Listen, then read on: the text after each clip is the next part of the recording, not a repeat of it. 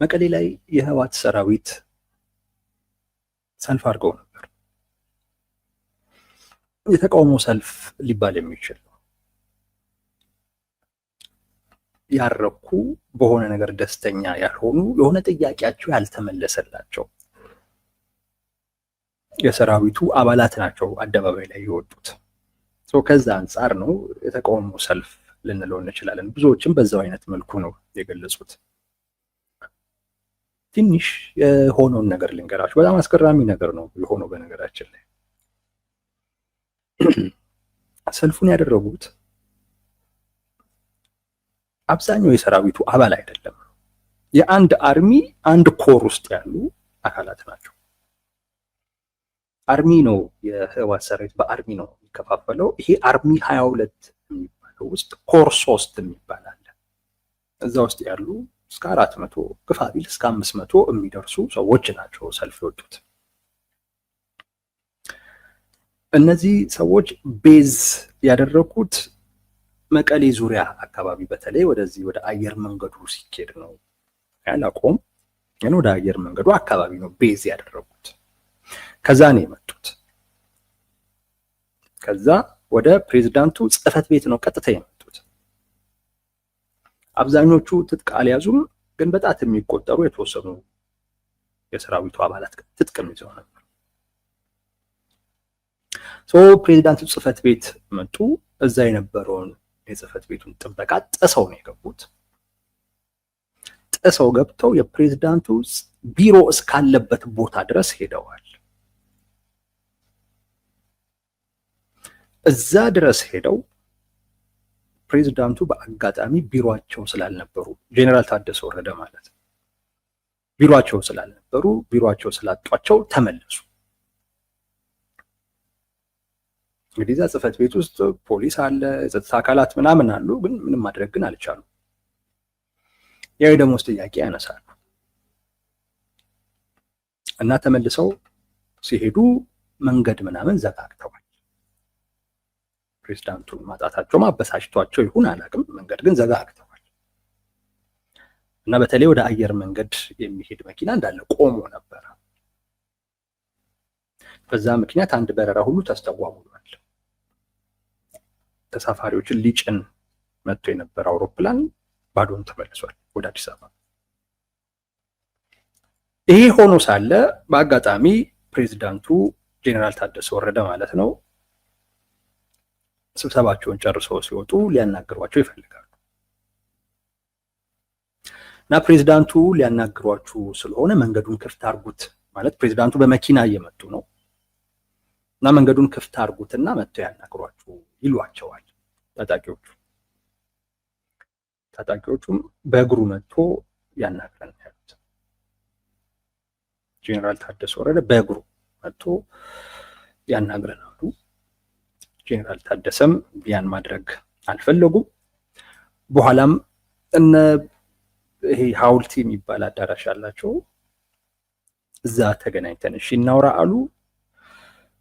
ከዛን ታጣቂዎቹም በፍጹም አዳራሽ እኛ በመረጥነው አዳራሽ ነው መደረግ ያለበት ተባለ። በዚህም አልተግባቡም። ግን ጥያቄያችሁን አቅርባችሁ ተነጋግራችሁ ብትሄዱ አይሻልም ወይ ተብሎ በሐውልቲ አዳራሽ ለመሰብሰብ እንደገና ተስማሙ። በኋላ ደግሞ እንፈተሻለን፣ አትፈተሹ፣ ማነው አንፈተሽም፣ ትፈተሻላችሁ ደግሞ በሚል ውዝግብ ደግሞ ተነሳ። ሳትፈተሹማ አትገቡም ተብሎ በስንት ግብግብ እንደገና ተፈተሸው ገብተው ከፕሬዝዳንቱ ጋር ተነጋግረዋል። ይሄ ነው የሆነው። በምን እንደተስማሙ አናውቅም፣ ግን የሆነው ይሄ ነው። ቀላል ነገር አልነበረም የሆነው፣ ቀላል ነገር አልነበረም የሆነው። ኢቭን ሌላ ትርጉም ሁሉ ሊሰጠው የሚችል ነው። ጽህፈት ቤታቸውን ሰብረው ነው የገቡት። ቢያገኟቸው ምን ሊያደርጓቸው ነበር የሚታወቅ ነገር የለም። እንዳልኳቸው የታጠቁ አካላት አሉ። በእግሩ መጥቶ ያናግረን፣ እኛ በመረጥነው አዳራሽ ሳንፈተሽ ነው እንደው የምንገባው። የሁሉ ነገር እንዴ ይሄ ጉዳይ ወዴት ሊሄድ ነበረ የሚል ሌላ አይነት ጥርጣሬ የሚያጭር ወይም የሚፈጥር ጉዳይ ነበረ። የሆነው እንደዚህ ነው። ይህን አጋጣሚ የተለያዩ ሰዎች በተለያየ አይነት መንገድ አይተውታል። እኛም እነሱን እያነሳን የራሳችንን ሀሳብ እንሰጥበታለን። አንደኛው ሰራዊት ውስጥ ካለ የደሞዝ ጥያቄ ጋር አያይዘው ያዩት ብዙ ሰዎች አይቻሉ። እንደውም አብዛኛው ሰው ከዛ ጋር አያይዞ ነው ያየው። የቲዲኤፍ አባላት ወይም የህወሓት ሰራዊቶች የደሞዝ ጥያቄ አላቸው እና እሱ የደሞዝ ጥያቄያቸው ስላልተመለሰ እንደውም ከዛም አለፍ አድርገው ሁሉ ለ3 ወር ያህል ደሞዝ ሁሉ ስላልተከፈላቸው ነው ወደ አደባባይ የወጡት። ፕሬዝዳንቱን ካላነጋገርን ያሉበት ዋነኛው ምክንያት ከዚህ ጋር የተያያዘ ነው ያሉ ሰዎች አሉ። ይሄ ትንታኔ ምን ያህል እንደሚያስኬድ አላውቅም። ለምን እነዚህ ብቻ ሆኑ ማለት ሰራዊቱ ቁጥሩ ብዙ ነው። ቢያንስ አርሚ 22 ላይ እንኳን ያሉት እንኳን ቢያንስ እንዴት እነሱ እንኳን አልጠየቁም። እንዳልኳችሁም ከአርሚ 22 ውስጥም አንድ ሴክሽን ነው ይሄንን ጥያቄ ይዞ የመጣው። ይሄን ጥያቄ ይዞ የመጣው በጣም ውስን አንድ ሴክሽን ነው። አንድ ኮር 3 እንደዚህ የሚባል። ስለዚህ እንዴት እነሱ ብቻ ሌሎቹ ስለምን አልጠየቁም? ወይስ ሌሎቹ የሚከፈላቸው ናቸው? ብዙ ጥያቄ የሚያስነሳ እይታ ነው ይሄ ማለት ነው። እና ከደሞዝ ጥያቄ ጋር አያያዝም ልል ፈልጌ አይደለም፣ ግን የደሞዝ ጥያቄው ሰበብ ነው ባይነኝ። የደሞዝ ጥያቄው ሰበብ ነው ባይነኝ። ደሞዝ ጥያቄ ሲጠየቅ ነበር። ስለዚህ እየጠየቁ የነበሩትን ነገር አይ በፍጹም እሱ አይደለም ልንል አንችልም፣ ግን እንድንጠራጠር ግን ያደርጋል። ምክንያቱም የደሞዝ ጥያቄ እነዚህ ከ400 እስከ 500 የሚደርሱ ሰዎች ብቻ የሚጠይቁት ጥያቄ አይደለም። ሌሎቹም ቢሆን የሚተባበሩበት እንደውም ሰፋ ብለው ቢመጡ በስተው ቢመጡ ኖሮ ወዲያው የመመለስ እድሉ ሊኖረው ነበረ። ይሄ ትንሽ እይታውን ጥያቄ ውስጥ እንድንከት ያደርገናል። ከሆነ ግን ለቲፒኤልኤፍ በጣም አደገኛ ነው። በነገራችን ላይ የዛሬው ተቃውሞ ምክንያቱ ምንም ይሁን ምንም በማን ይደረግ ለምን ይደረግ የሚለው ማንም ያርገው ለምንም ያደርገው ግን የቲፒኤልኤፍን ገመና ያጋለጠ ነው። የቲፒኤልኤፍን ገመና ያጋለጠ ነው። የደሞዝ ጥያቄ ከሆነ እውነቴን ነው የምላችሁ በጣም የቲፒኤልኤፍን ገመና የሚያጋለጥ ነው። ሰራዊቱ የሆነ የታጠቀው ኮዝ የሆነ የታጠቀው አላማ የለውም ማለት ነው። ለዚያውም ወደ ጦርነት ልንገባ ነው፣ ጦርነት ሊጀመርብን ነው፣ ወረራ ሊፈጸምብን ነው እያለ ቲፒኤልኤፍ እያወራ ባለበት በዚህ ነው ወቅት ሰራዊቱ የደሞዝ ጥያቄ አንስቶ አደባባይ ላይ ወጣ እኮ ማለት በቃ ኮዝ የለውም ማለት ነው። ኮዝ የለውም። እውነቴን ነው የምላችሁ ትግራይ ውስጥ ጦርነት ከተጀመረ 3 ቀን አይቆይም። እንዲህ አይነት ሰራ 3 ቀን አይቆይም ነው የምላችሁ። ይሄን ይዘ ጦርነት ውስጥ አትገባም። የደሞዝ ጥያቄ ከሆነ ለቲፒኤልኤፍ በጣም ትልቅ ራስ ምታት ነው። የደሞዝ ጥያቄ ከሆነ ብቻ ሌላም ከሆነ እመጣላችኋለሁ ሌሎቹ እንደ ዛሬ ቲፒኤልኤፍ ደግሞ ከስሮ የሚያውቅ ደግሞ አይመስልም። እንደ ዛሬ ከስሮ አያውቅም። እንደ ዛሬ ገመናው ተገልጦ አያውቅም። ፓርቲው ገመናውን ከገለጠ ቆይቷል። በተወሰነ ደረጃ የተማመንበት የነበረው እንግዲህ ይህንን ሰራዊት ነው። ይሄ ሰራዊት ደግሞ ተከፋፍሎ ግማሹ እኮ ሌላ ቦታ ነው ያለው። ቲፒኤልኤፍ የያዘውን ሰራዊት ይዞ በዛ ላይ ነው እንግዲህ ሲመካ የነበረው። ያው ለደሞዝ ጥያቄ አደባባይ ወጣ መባል ይሄ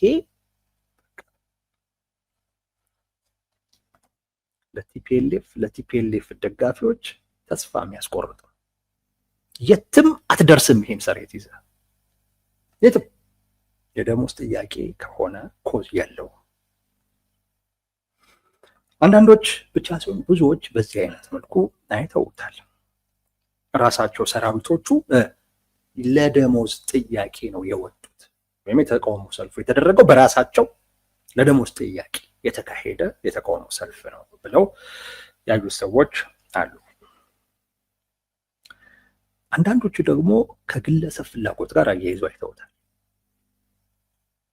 ይሄ ደግሞ ኢንተረስቲንግ ነው፣ ለየት ያለ ነው። ግን ይሄንን ትንታኔ ደግሞ ወይም ይሄንን ሀሳብ ወይም ይሄንን እይታ ደግሞ ይዘው የመጡ ሰዎች ለአስተዳደሩ በጣም ቅርበት ያላቸው ሰዎች ናቸው። ስለዚህ ዝም ብለህ የምትተዋው አይነት እይታ አይደለም።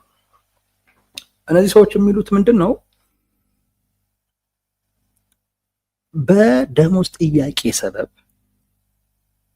ግለሰቦች የራሳቸውን ፍላጎት ለማስፈጸም ሲሉ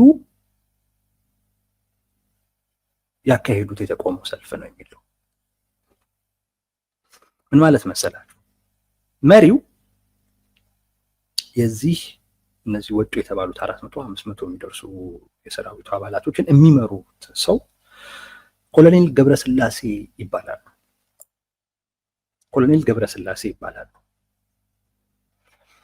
እኚህ ሰው ልጃቸው የእድሜ ልክ ፍርደኛ ነው። አሁን ላይ ፍርድ ቤት ተፈርዶበት የእድሜ ልክ ፍርደኛ ነው። አንዲት ዘውዲቱ ሀፍቱ ገብረ መስቀል የምትባል የ23 ዓመት ልጅ ነበረች። እቺ ልጅ መንገድ ላይ ሁለት ወጣቶች ታርጋ የሌለው መኪና ይዘው ከመኪናው ጋር እያጋጩ መተዋታል። በዛ ምክንያት ሞታለች። በአደባባይ ነው የተገደለችው። በቀን ነው።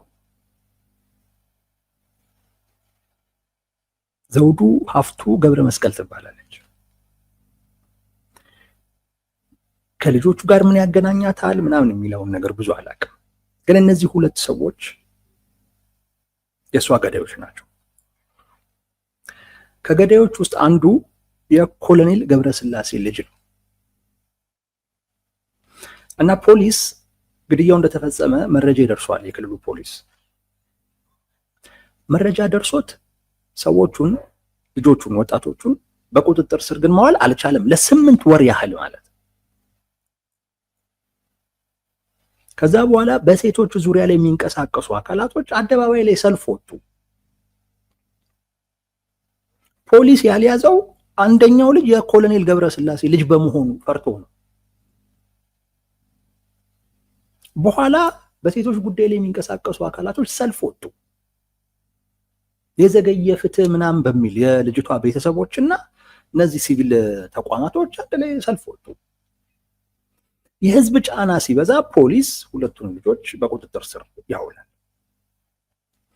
ከዛኔ ፍርድ ሂደቱ ይጀመራል። በመጨረሻ ሁለቱም የእድሜ ልክ ፍርደኛ ይሆናሉ። ተፈርዶባቸው አሁን እስር ቤት ናቸው። አንደኛው የኮሎኔል ገብረስላሴ ልጅ ነው። እኚህ ኮሎኔል ያንን ውሳኔ መቀበል አልፈለጉም እና የሚፈልጉት ነገር ምንድን ነው? አሁን ወደ ጦርነት እንዲገባ ይፈልጋሉ። ወደ ጦርነት እንዲገባ። ምክንያቱም ወደ ጦርነት ከተገባ ልጃቸውን ማስፈታት ይችላል። ሰላም ካለ፣ ጦርነት ከሌለ፣ መረጋጋቱ ግን ካለ ሄደ ዝም ብለህ ልጅን ማውጣት የምችልበት ነገር የለም። በህዝብ ግፊትም ነው ልጃቸው ፍርድ ቤት መቅረብ የቻለው እና የእድሜ ልክ ፍርደኛ ሆኖ። ነገሩ ግን ተቀይሮ ወደ ጦርነት ግን ቢገባ የዛን ሰዓት ላይ ያው መቼም አደባባይ ላይ ወጥቶ እንዴት ይፈታል ምናምን የሚል ሰልፍ ሊኖር አይችልም። ስለዚህ በጣም ችኩል ናቸው አሉ ወደ ጦርነት ለመግባት። አሁን ወደ ጦርነት እንዳይገባ እንቅፋት እየሆነ ያለው ደግሞ ጄኔራል ታደሰ ወረደ ነው ብለው ያስባሉ። በነገራችን ላይ እሳቸው ብቻ ሳይሆኑ ሌሎችም የአርሚ አመራሮች ጄኔራሎቻቸውም ጭምር እንደዚህ ያስባሉ። እና ጄኔራል ታደሰ ወረደ ነው አጉል ተስፋ እየሰጠ ግዴለም ከፌደራል መንግስት ጋር ያለንን እድሎች በሙሉ አሟጠን እንጠቀም እያለ ሁኔታውን እያዘገየው ያለውና የኔ ልጅ ወህኒ ቤት እየማቀቀ ያለበት ምክንያት ጄኔራል ታደሰ ወረደ ነው የሚል እምነት አላቸው። ለዛ በሚል ነው እንግዲህ በሳቸው ስር ያለውን ሰራዊት የደሞዝ ጥያቄ በሚል አደባባይ እንዲወጣ ያደረጉት እና ጄኔራል ታደሰ ወረደ ላይ የአይነት ውርደት እንዲፈጸም ያደረጉት እና በእግርህ እስኪሉት ድረስ በእግርህ መታናግረ እኛ በመረጥነው አዳራሽ ነው የምትተው አንተ የምትመራው ስብሰባ ላይ ሳንፈተሽ ነው ምንገባው እስከ ማለት ድረስ የደረሱት ነው። ቢሮአቸውን ሁሉ እስከ መስበር ድረስ የደረሱት እኚህ ሰው በኮሎኔል ገብረስላሴ በጄኔራል ታደሰ ወረደ ላይ በጣም ስለተቆጡ ሰላም መኖሩ መረጋጋት መኖሩ ልጃቸው ወህኒ ቤት እንዲቀመጥ አድርጎታል። ስለዚህ የእሳቸው ልጅ እንዲወጣ ትግራይ ወደ ጦርነት መግባት አለባት። እውነቴን ነው የምላችሁ። ይሄ ያሳምነኛል። ይሄ ያሳምናል። ያሳምናል ብቻ አይደለም። የትግራይ ወጣት ለምን ወደ ጦርነት እየተገፋ እንደሆነም በጣም ያሳያል። እኚህ ኮሎኔል በዚህ መጠን ደፋር ሆነው ጄኔራል ታደሰ ወረደ ላይ ጫና ፈጥሬ ነገሮች ወደ ጦርነት እንዲያመሩ ማድረግ እችላለሁ ብለው በአደባባይ እንደዚህ መንቀሳቀስ የቻሉት ከሳቸው በላይ ያሉ አዛዦችም ቢሆን የትግራይን ህዝብ ወደ ጦርነት እየገፉት ያለው በራሳቸው ምክንያት ስለሚያውቁ ነው። እያንዳንዱ አመራር ወይ ራሱን ነፃ ለማውጣት ነው አሊያም የኔ የሚለውን አካል ነፃ ለማውጣት ነው ከተጠያቂነት። ትግራይን ወደ ጦርነት እየገፏት ያለው ለዚህ ብለው ነው። ይሄ በደንብ የሚያሳይ ነው። ባለፈው ጄኔራል ምግበይ እንዳለው እጅ ብንሰጣ ይገሉናል። ስለዚህ እኛ ከምንሞት ትግራይ ወደ ጦርነት ትግባ፣ የትግራይ የድሃ ልጅ ይርገፍ እንደማለት። እነሱ እጅ ከሚሰጡ እነሱ ሊገሉን ነው የሚል ስጋት ስላላቸው ትግራይ ውስጥ ያለ የድሃ ልጅ በየጊዜው የነሱ ስጋት በጨመረ ቁጥር በጦርነት ማለቅ አለበት። የኮሎኔል ገብረስላሴ ልጅ በአደባባይ ሰው ገሎ በተፈረደበት ፍርድ ተገቢውን ቅጣት እንዳያገኝ የትግራይ ወጣቶች ምን መሆን አለባቸው? ወደ ጦርነት መግባት አለባቸው። ይሄ የኮሎኔል ገብረስላሴ ፍላጎት ብቻ እንዳይመስላችሁ። የለም እሳቸውን የሚጠይቅ የለም። ለምን? ሌላውም እንደዚሁ ነው። ምግበይም እንዲሁ ነው ምክንያቱ። ጆን መዲድም ምክንያቱ ይሄ ነው። ሌሎቹም እንዲሁ ነው ምክንያታቸው። ራሳቸውን ከተጠያቂነት ለማዳን ወይም የኔ የሚሉትን አካል ተጠያቂ እንዳይሆን ሰላም፣ መረጋጋት መደፍረስ አለበት። ለፍትህ መሰረት የሆነው ሰላምና መረጋጋት መምጣት የለበትም።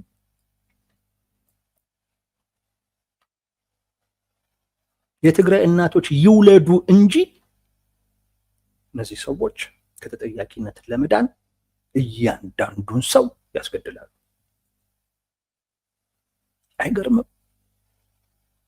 አይገርምም? ልጃቸው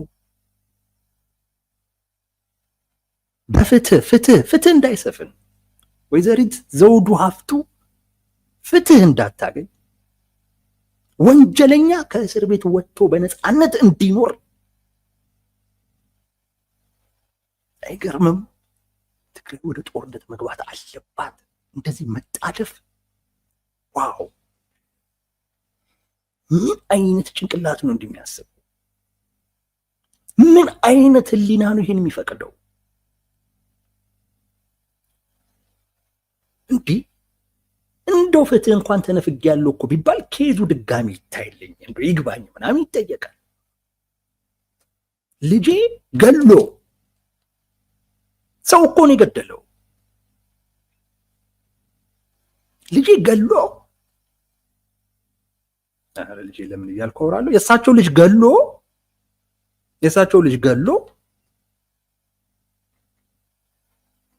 በፍትህ እንዳይጠየቅ ግን በነፃነት እንዲኖር ትግራይ ውስጥ ጦርነት መከፈት አለበት። አሁን የአባትነት ፍቅር መሆኑ ነው። በቃ አሁን ይሄ ለልጃቸው ያላቸውን ፍቅር የሚያሳይ ሆኖ ነው። ለልጃቸው ለትግራይም ወጣት ቅንጣት ግድ እንደሌላቸው ማሳያ ነው። ይሄ ቅንጣት ግድ እንደሌላቸው እንዴት እኔ ኮሎኔል ሆኜ እንዴት ልጄ ሰው ገሎ እንኳን በነፃነት መንቀሳቀስ እንዴት አይችልም? ተደፈርኩ እኮ ምኑን አባት ሆንኩኝ ታዲያ? ምኑን ኮሎኔል ሆንኩኝ? ከዛን አርሚ አዘምተው ትግራይን ወደ ጦርነት ቶሎ ክተት እንጂ ለምን ልጄ ከእስር ቤት እንዲወጣ? እውነቴን ነው የምላችሁ። የአብዛኞቹ የቲፒኤልኤፍ እና እነሱን የተጠጉ የጦር አመራሮች እንዲህ ነው የሚያስቡት። እንደዚህ ነው የሚያስቡት።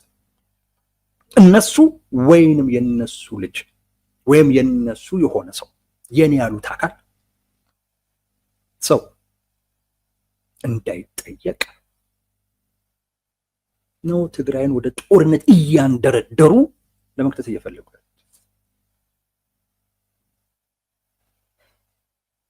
ኢቭን እንኳን በዚህ ረገድ እንኳን እየተባበራቸው ያለውን እንኳን አንድ ሰው ጄኔራል ታደሰ ወረደ ከልክሏቸው እኮ አይደለም፣ ትንሽ እንጠብቅ ስላለ እኮ ችኮላቸውን ተመልከቱ። እሱን እስከ ማዋረድ ድረስ ይሄዳሉ። ለምን ታስጠብቀናል?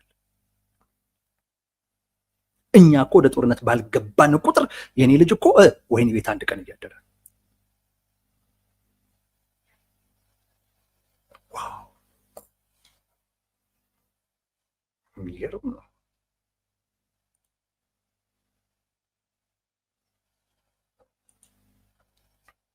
ዳዊት ከበደ ነው ይሄንን ያለው። ኬት አመጣ እንዳት ደግሞ መረጃው ዳዊት ከበደ ጋዜጠኛ ዳዊት ከበደ ነው ያለው።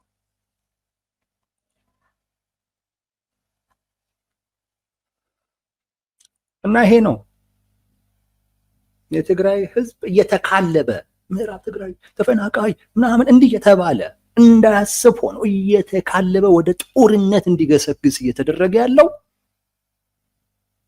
የጦር መሪዎቹ ተጠያቂ እንዳይሆኑ ወይም ልጆቻቸው አንድ ቀን ወህኒ ቤት እንዳድሩ ነው። ይነወቅ። ሌላኛው እይታ ከህወሓት ጥርጣሬ ጋር የተያያዘ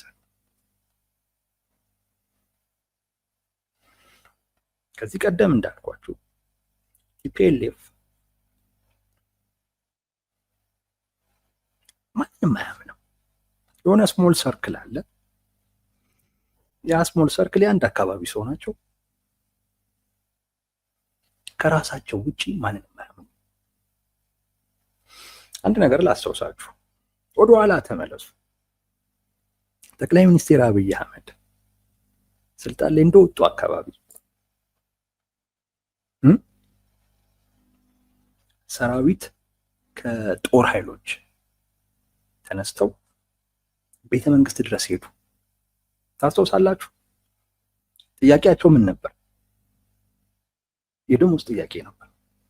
ጠቅላይ ሚኒስቴሩ አብረው ከሰራዊቱ ጋር ፑሽአፕ ሰርተው ምናምን ነገር ያረጋግተናቸው ፑሽአፕ ሰርተን ሁሉ ተመለሱ ያሉበትን አጋጣሚ ማለት ነው። እርግጠኛ ነኝ ታስታውሱታላችሁ። ተመሳሳይ ነው አሁን የተደረገው። ያኔም ያደረጉት የቲፒኤልኤፍ አመራሮች ነበሩ። ሰራዊቱን ወጥቶ ቤተ መንግስት እንዲሄድ እንደውም ውጥረት በቃ መፈንቅለ መንግስት ሊደረግ ነው ምናምን ሁሉ ተብሎ ማለት ነው። ጠቅላይ ሚኒስቴሩ ስልጣን ላይ እንደወጡ አካባቢ ምንድነው ጥያቄያችሁ ሲባሉ ደሞዝ። ተመሳሳይ አሁን የሆነው መቀሌ ላይ የሆነው ባለፈው ጠቅላይ ሚኒስትር አብይ አህመድ ላይ አዲስ አበባ ላይ የሆነው ይሄው ጄኔራል ታደሰ ወረደ ጋር መቀሌ ላይ ሆነ። የድርጊቱ መመሳሰል በራሱ ትላንት ያደረገው አካሉ ዛሬ ያደረገው ለማለት በቂ ነው። ባለፈውም አዲስ አበባ ላይ ጠቅላይ ሚኒስቴሩ ላይ ይሄንኑ ድርጊት ያስደረጉት የቲፒኤልኤፍ ሰዎች ናቸው። አሁንም ይሄንን እነዚህ ሰዎች ራሳቸው መሪ እስካልሆኑ ጊዜ ድረስ ወይንም እነሱ የሚሉትን የሚቀበል አካል እስካልሆነ ጊዜ ድረስ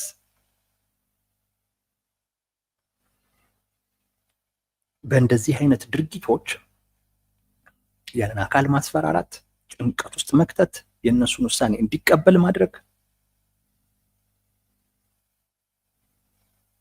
ያደርጋሉ። እንዲህ አይነት ድርጊቶችን ያደርጋሉ።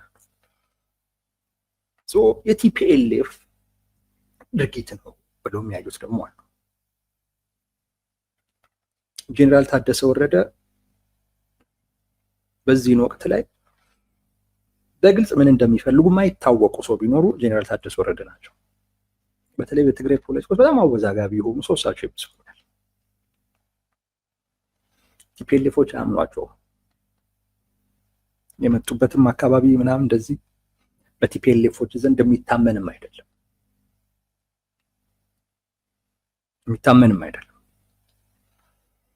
ከዛ ውጪ እንደነገርኳችሁ ሻዕቢያም ቢሆን ጄኔራል ታደሰ ወረደን አንሱ ብለዋቸው አብረን በደንብ እንድንሰራ ከተፈለገ ግንኙነታችን ከዚህም ከፍ ባለ ደረጃ ላይ እንዲሆን ከተፈለገ ግንኙነታችን ለውጤት እንዲበቃ የምትፈልጉ ከሆነ ይህን ሰው አንሱ ብለዋቸው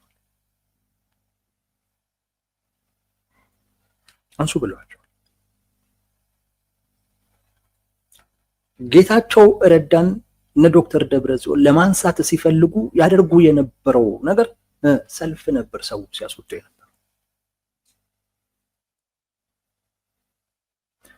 እንደዚህ አድርገው ነው የሚጀምሩት።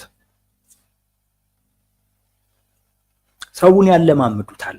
ተቃውሞን እየለመደ ይመጣል። ከዛ በኋላ ማንሳት ከባድ አይደለም። አሁንም ይሄ የማለማመድ አይነት ጉዳይ ነው፣ ወይም ለጄኔራል ታደሰ ወረደ አንድ ምልክት ነው።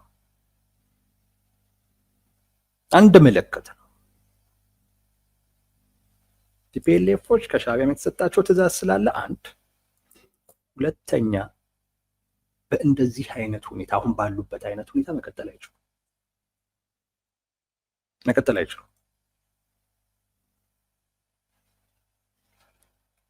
የሰራዊቱ እዝ የለውም። አሁን ላይ አንድ ሰው ብድግ ብሎ የሚፈልገውን ተጽዕኖ ለመፍጠር ከልካይ የለው።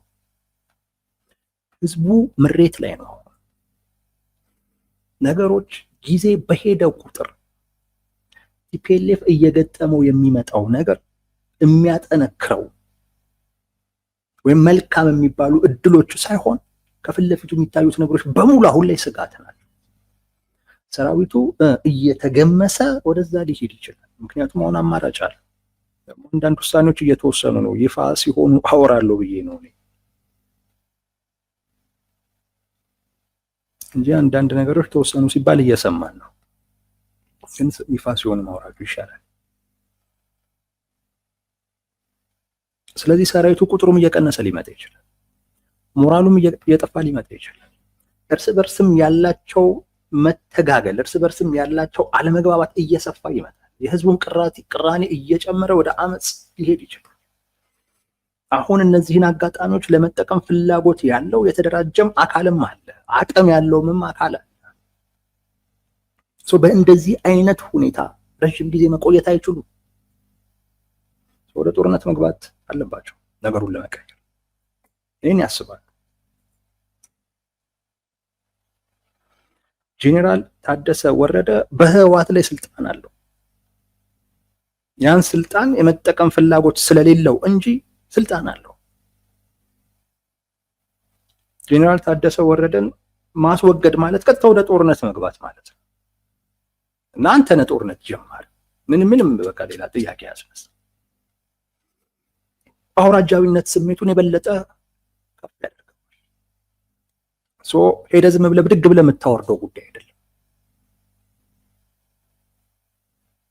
ቀስ ብለህ ነው ስልታዊ በሆነ አይነት መንገድ። ምክንያቱም ይዞት የሚመጣው ውጤት ቀላል ስላልሆነ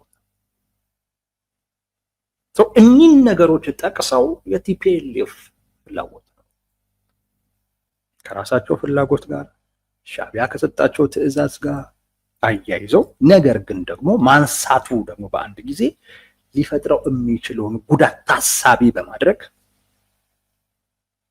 እንዲሁ በፍጥነት ሳይሆን በቀስታ እያለማመዱ ቢቻል መስራት የማይችሉበትን አይነት ሁኔታና ድባብ ፈጥረው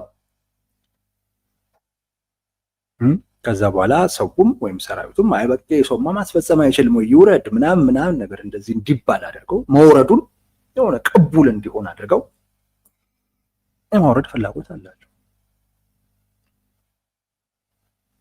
ከዛ ጋር የተያያዘ ነው የሚሉ ሰዎች አሉ። ይሄም ሊያስኬድ ይችላል። ለእኔም ይሄም ያሳምነኛል። ጄኔራል ታደሰ ወረደ ወዴት እንደሚሄዱ አላቅም። ነገር ግን አቶ ጌታቸው ረዳ የገጠመው አይነት ጣፋንታ ይገጥማቸዋል። የማይቀር ነው። ቲፒኤልኤፍ ውስጥ ያሉ ሰዎች ማንም ነው የምላችሁ ጠቅላይ ሚኒስትር አብይ አህመድ ስለሆኑ አይደለም። ማንም ሰው በራሴ መንገድ ነው የሚሄደው የሚል ሰው ለእናንተ አልታዘዝም በራሴ መንገድ ነው የሚሄደው የሚል ሰው ከበላያቸው እንዲቀመጥ ፍላጎት የላቸውም። ከጠቅላይ ሚኒስትር አብይ አህመድ ጋር ያላቸው ጸብ ይሄ ነው።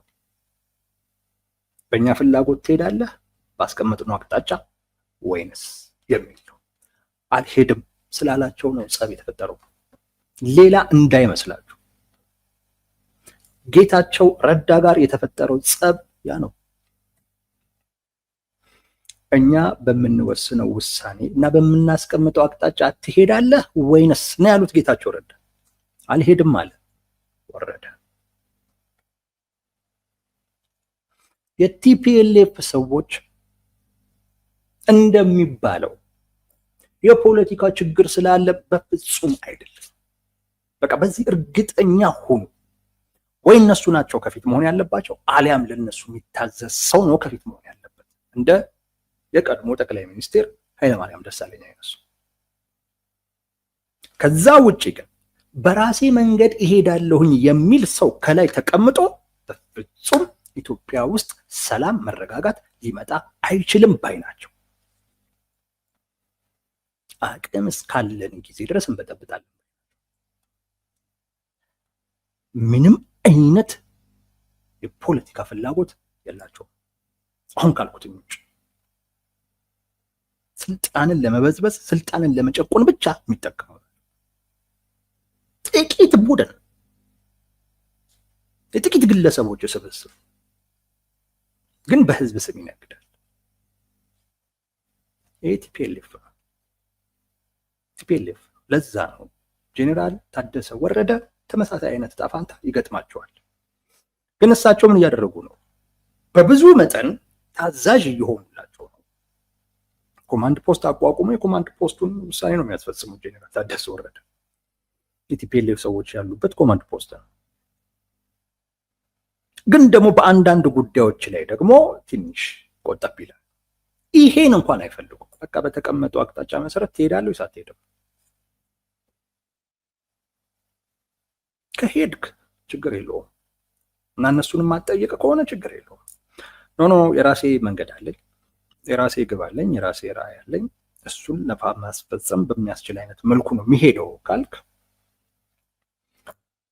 ሀገር እስኪፈርስ ድረስ ያላቸው አቅም እሱን የሚፈቅድላቸው ከሆነ እሱን እስከ ማድረግ ድረስ ከመሄድ ወደኋላ አይመለሱ። አሁን እያደረጉት ያለው ነገር ትግራይ ውስጥ እውነቴን ነው የምላችሁ፣ በቃ ትላንት ምኙ ሰዎች እንዲሁ ነበሩ ብለህ እንድታስብ በሚያደርግ አሁን እያደረጉት ያለው ነገር በሙሉ የትላንት ነገሮችን ሁሉ መልሰህ እንድታስብ፣ እንድታይ፣ እንድትገመግም የሚያደርግ ነው። ምክንያቱም ከትላንት የተለየ አላደረጉም። ጠቅላይ ሚኒስትር አብይ አህመድ ላይ ሊያደርጉ የፈለጉትን ነገር አቶ ጌታቸው ረዳ ላይ አድርገውታል። ጠቅላይ ሚኒስትር አብይ አህመድ ላይ ያደረጉትን ነገር ይኸው አሁን እነ ጄኔራል ታደሰ ወረደ ላይ እያደረጉት ወደ አቅጣጫ ግባ ነው። ወደ አቅጣጫ ግባ እንግዲህ ትንሽ ስተሃል ነገር ተመልከቱ እንዴት እንደሚያዋርዱ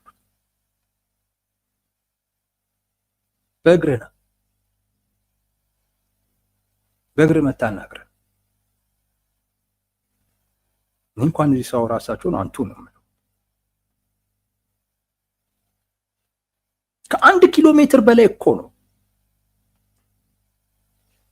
ፕሬዝዳንቱ እየመጡ ነው፣ ሊያናግሯችሁ ይፈልጋሉ። ከስብሰባ ጨርሰው ነው እና ደግሞ እኮ ሰራዊቱ እኮ እየተመለሰ እኮ ነው። እና አይ ሳላናግራቸውማ በፍጹም መሄድ የለባቸውም ብለው ነው እንግዲህ ጄኔራል ታደሰ ወረደ መሆኑ ነው እንጂ እኮ በቃ እየሄዱ ነው። መተውም እኮ ይችላል። ግን መንገድ በመዝጋታችሁ ምክንያት እና መኪና ስለተጨናነቀ መምጣት አልቻሉም። ስለዚህ መንገዱን ክፈቱትና መኪኖች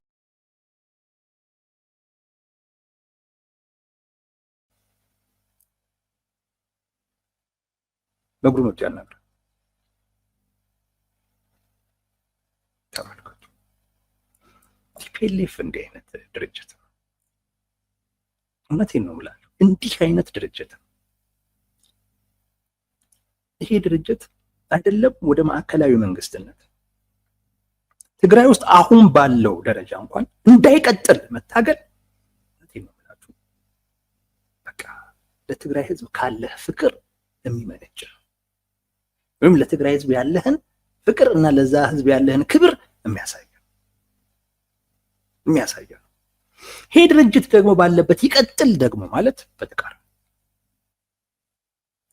ተመልከቱ። አንድ ኮሎኔል ልጁ አንድ ቀን ወይን ቤት እንዳያድር ሰው ገሎ እኮ ነው። ሰው ገሎ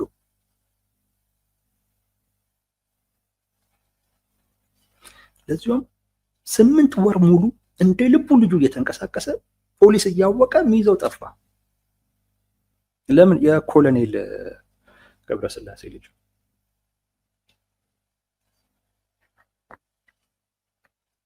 በህዝብ ጩኸት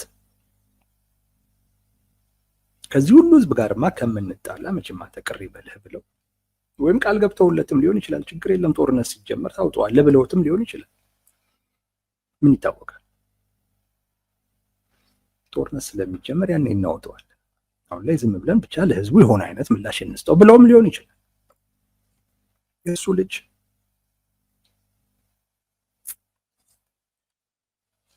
ነው። በዚህ አጋጣሚ የሟች ቤተሰቦች ፈጣሪ ያጽናችሁ። ለነሱ ደግሞ በጣም ያማል። ይሄ በጣም ነው የሚያማው። ፈጣሪ ያጽናችሁ። ግን ይሄ ልጅ እስር ቤት እንዳይቆይ ትግራይ ወደ ጦርነት መግባት አለበት።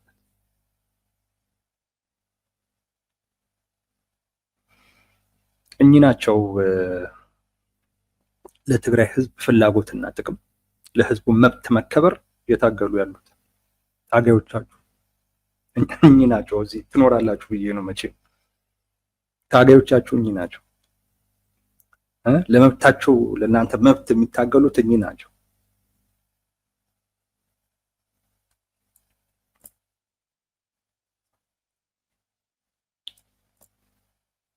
ኤኒዌይስ በየትኛውም ምክንያት ይሁን ደሞዝ ጥያቄም ይሁን ከኮሎኔል ገብረስላሴ ልጅ ጋርም በተያያዘ ምክንያትም ይሁን ቲፒኤልኤፍ ጄኔራል ታደሰ ወረደ በተወሰነ ደረጃ እያፈነገጥክ ነው የሚል መልእክት ለመላክ ወይም በጄኔራል ታደሰን የማውረድ ፍላጎቱ ጋር የተያያዘም ቢሆን ዛሬ መቀሌ ላይ የተደረገው የህወሓት ሰራዊት የተቃውሞ እንቅስቃሴ የቲፒኤልኤፍን ገመና የገለጠ ነው። በደንብ የገለጠ ነው። የፓርቲው ሰዎች ምን አይነት ሰዎች እንደሆኑ፣ ወታደሩን የሚመሩት ሰራዊቱን የሚመሩት አመራሮች ምን አይነት ሰዎች እንደሆኑ፣ ኢቭን የያዙትም ሰራዊት ምን አይነት ሰራዊት እንደሆነና ጥያቄው ምን እንደሆነ የሚያሳይ። ምዕራብ ትግራይ አይደለም ጥያቄ፣ ተፈናቃይ መለስ አይደለም ጥያቄ፣ ደሞዝ ነው ጥያቄ።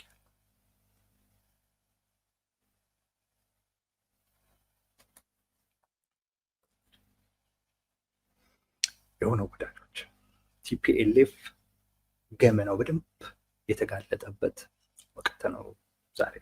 እንደው ሰልፉ በምንም አይነት መልኩ ብታዩት ቲፒኤልኤፍን የሚያቀል፣ ምክንያቱም የሰራዊት የቲፒኤልኤፍ ሰራዊት ነው፣ ሌላ ማንም አይደለም፣ የትግራይ ህዝብ ሰራዊት አይደለም፣ የቲፒኤልኤፍ ሰራዊት ነው። የነ ዶክተር ደብረጽዮን ሰራዊት ነው። ፓርቲውን እነሱ ካልተቆጣጠሩት ሞተን እንገኛለን ያሉ አመራሮች የሚመሩት ሰራዊት ነው።